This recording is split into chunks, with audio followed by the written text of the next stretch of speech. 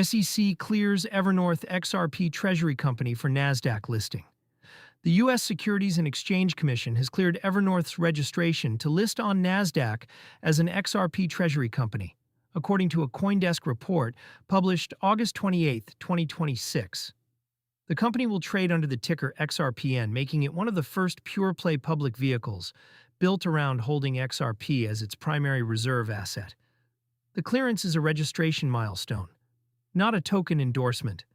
What it signals is that a company whose core strategy is accumulating XRP can now access public equity markets through the same disclosure framework used by any other Nasdaq issuer.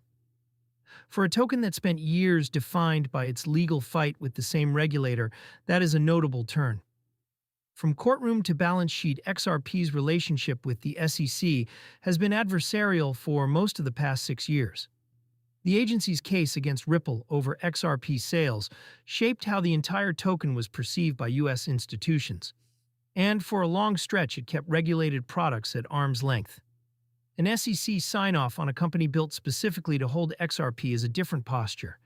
It treats XRP as an asset a public company can organize its treasury around and report on to shareholders. Evernorth follows a template that Bitcoin and Ether have already normalized.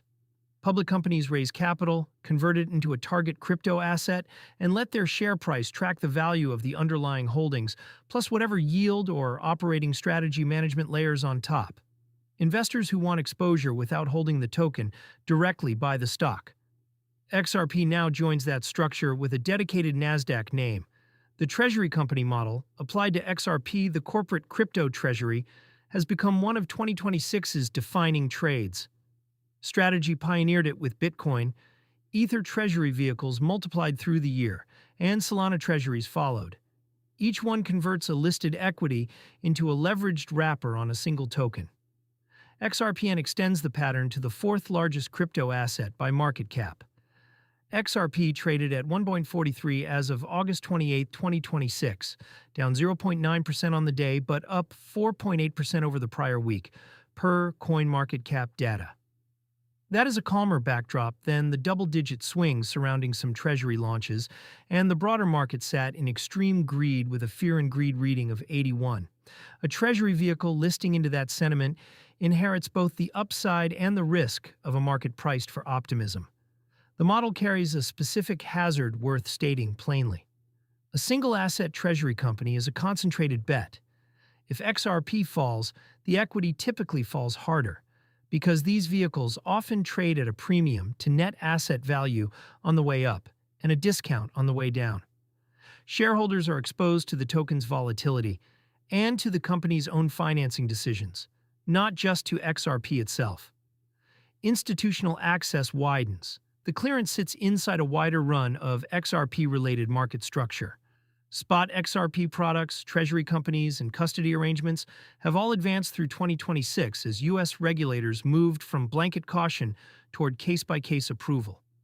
Each new wrapper gives a different type of allocator a compliant way in. An ETF for a retirement account, a treasury equity for someone who wants operating leverage, direct custody for a fund that can hold the token itself. For everyday users, the practical takeaway is narrower. A treasury company does not change how you spend or hold XRP day to day. If you use XRP for payments or move it through a card that settles in stablecoins, XRPN is a signal about institutional demand, not a product you interact with. It matters most as evidence that the regulatory door for XRP has moved, which tends to precede more consumer-facing products reaching regulated markets. Anyone weighing where XRP fits alongside stablecoin spending options should treat this as a demand signal rather than a spending upgrade.